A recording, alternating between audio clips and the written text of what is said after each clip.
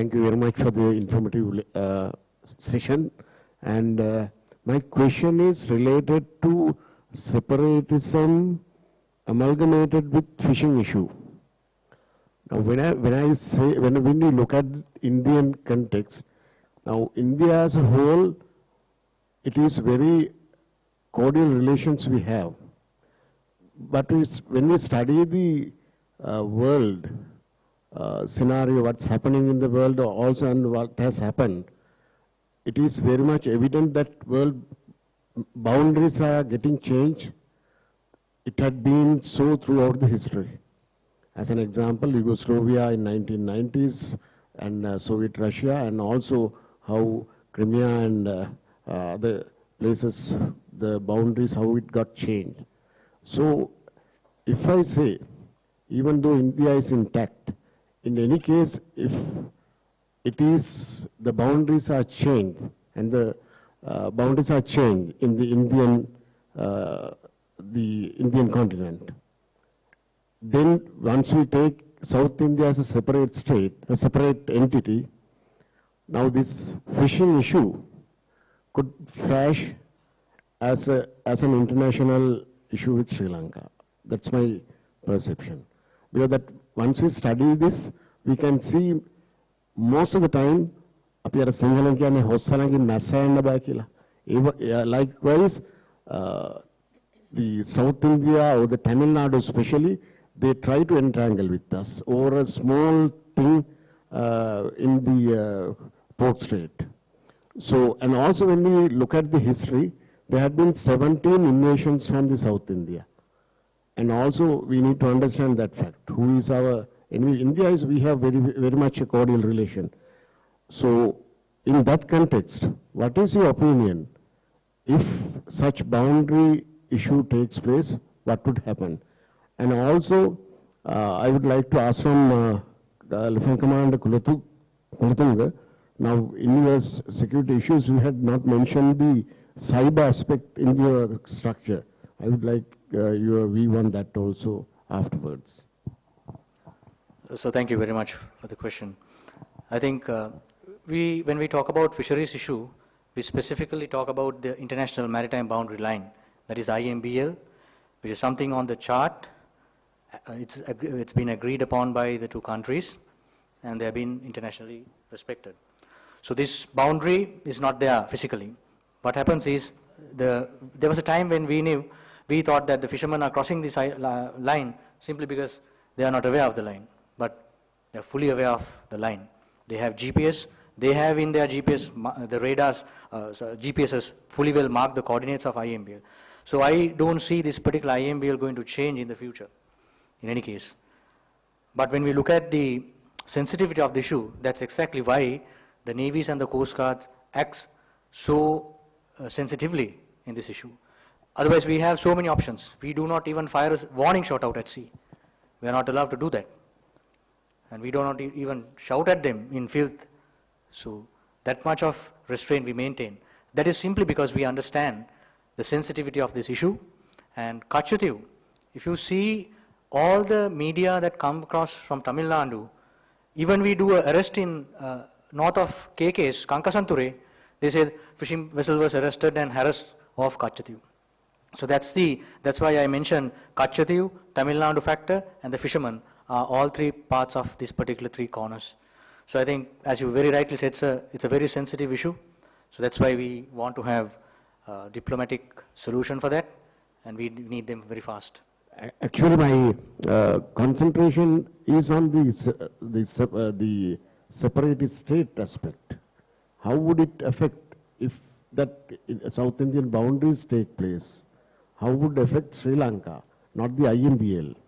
When it comes to the border boundaries, what would happen wouldn't they try to carve out the northern part? Because that I have done some studies about the South India or the Tamil Nadu, especially the economic strength and also the comparison with Sri Lankan one. So it is much more about, it's a 3 trillion economy that they have, whereas we have about 60 billion odd one we have. Likewise, there are so number of comparisons that we could do. What I'm asking is, if that happens, if that boundary changes take place, will not that affect Sri Lankan issue of separatism? You're referring to the IMBL, sir? Not the IMBL, it is Then- the boundaries. Now they are trying to carve out, now when it comes to, If Tamil Nadu breaks out. yeah. That's a question out of, I think No, it's, no, it's, not- it's a sense not- very, Not Tamil Nadu breakout, that's why I said, if some boundary changes take place, that's why I quoted the world scenario. You can't say, you cannot deny the fact, the day that the world boundaries are changing. It's a situation, it's a, taking it as a hypothesis. You could answer that. well, I think if the boundaries are changed, we're going to have serious issues. That's, you have to look in through a separate aspect. I think the best answer probably by Professor Robin Warner, how the demarcations to be and the nitty-gritties of the demarcation, boundary demarcation. And also in this Sri Lankan context, there is another thing that we got to look on is the traditional fishing grounds. The northern issue right now we experience is because that of course it happened because of the boundary demarcation. Earlier it was a Wedge Bank and the Pedro Bank. Those are the traditional fishing grounds where everyone had gone for fishing. But then later on, after the boundary demarcation, the Wedge Bank supposed to be the treasure for Sri Lanka that has a lot of pearl deposits and was completely taken to India. Then some of the fishermen of Indian fishermen who used to go for Wedge Bank was deprived going and fishing in that fishing grounds. And then as a result, they resort to Pedro Bank more and also the vicinities of the Pedro Bank. So it is not one, there were many other issues into. It is a socio-economic and also a political. And then when you think about those fishing fleets, almost all the fishing fleets not belongs to fishermen.